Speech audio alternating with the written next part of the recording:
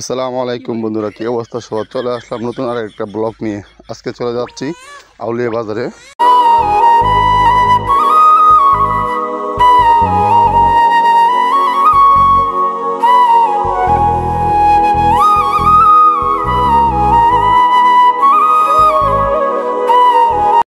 আমরা এখন চলে আসলাম আউলিয়া বাজারে। আউলিয়া বাজারে ঢুকলাম। এই যে দেখেন, এটা হচ্ছে চম্পকনগর থেকে শিউদা আউলিয়া বাজারের রাস্তা। একবারে বরাবর রাস্তাটা ঢালাই করা হয়েছে।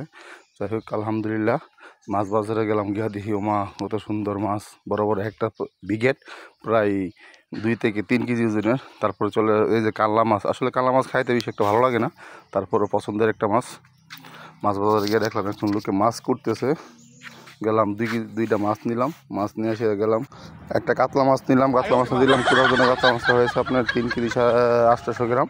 তারপর কাতলা মাছটা করার পর একটা কাঁকড়া মাছ ছিল। দুইটা মাছ নিলাম, নিয়ে ভাইকে বললাম, ভাই ছোটো ছোটো করে ভালোভাবে কাইটা দিই।